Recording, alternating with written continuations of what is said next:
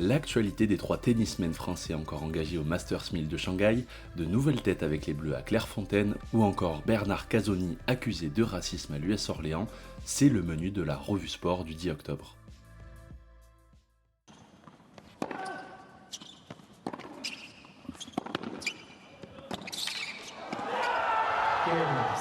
Sensation à Shanghai, Hugo Humbert, numéro 34 mondial, s'est offert hier le scalp de Stefanos Tsitsipas, numéro 6 mondial en 3-7, en marge du 3e tour du Masters 1000 de Shanghai. Le deuxième meilleur joueur français commence à devenir une bête noire pour le grec, puisque c'est déjà la 3e fois en 4 confrontations qu'il vient à bout du finaliste de Roland Garros en 2021.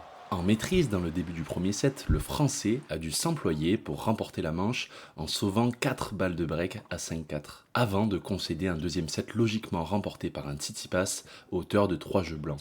La troisième manche aura vu Humbert mener 3-0 avant qu'il ne se fasse rejoindre 4-4, et c'est finalement à 6-5 et sur sa première balle de match qu'Humbert fait craquer le natif d'Athènes. Le Messin rallie grâce à cette victoire les 8e de finale, où il sera opposé à une autre surprise de ses masters, l'Américain Jeffrey John Wolf. Le numéro 51 mondial de 24 ans fait aussi un beau parcours, après avoir sorti Cameron Norrie, numéro 16 mondial, puis Matteo Arnaldi, numéro 42 mondial ce lundi. Il y avait aussi 2 autres Français engagés dans ce 3e tour de Shanghai, mais la marche était trop haute pour Arthur Fils et Adrian Manarino, respectivement éliminés par Tommy Paul, numéro 12 mondial, et Andrei Rublev, numéro 5 mondial.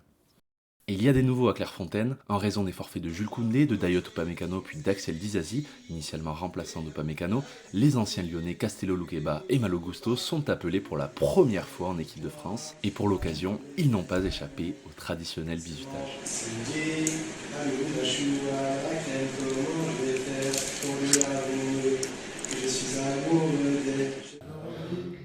Initialement convoqués dans l'équipe de France Espoir menée par Thierry Henry, les 2 joueurs de seulement 20 ans auront leur carte à jouer dans ce rassemblement.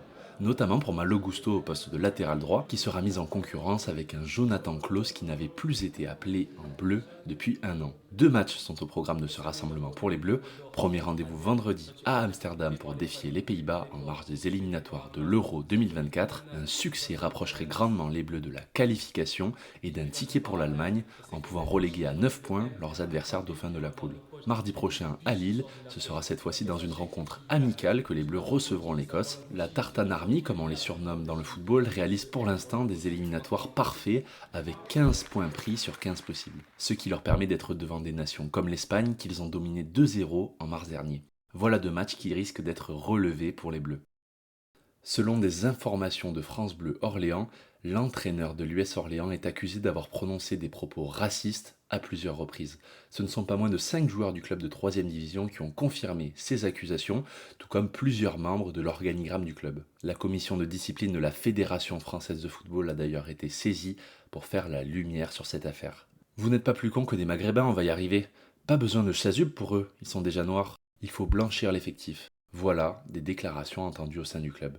Bernard Casoni a tenu à réagir aux faits qui lui sont reprochés et ne semble pas nier les propos qu'on lui reproche, hormis le blanchiment d'effectifs. Ma phrase sur les Maghrébins, c'est pour dire à mes joueurs qu'ils sont aussi intelligents que des Maghrébins. J'ai bossé 6 ans là-bas, et vous pensez que je suis raciste? Avant de poursuivre sur la polémique des chasubles. C'est du chambrage, je suis un gars du Sud, c'est du football, ce n'est que du chambrage. Aujourd'hui, on ne peut plus rien dire. Une défense qui laisse dubitatif en interne ainsi que dans la presse et l'opinion. Un ancien cadre du club a notamment déclaré voir en Bernard Casoni l'incarnation du racisme ordinaire, dont il ne semble pas se rendre compte de ce qu'il dit selon lui. Concernant sa demande de blanchir l'effectif, confirmée par des membres de l'organigramme et non niée par le directeur de la cellule de recrutement Mathieu Ligoul, Bernard Casoni affirme ne pas avoir employé cette expression.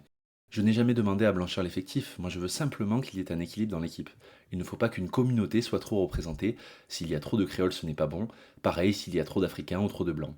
L'ancien joueur de l'Olympique de Marseille a en tout cas le soutien de son président, Philippe Boutron, qui affirme ne jamais avoir entendu parler d'une volonté de blanchir l'effectif avant de déclarer « Votre objectif c'est de tuer le club.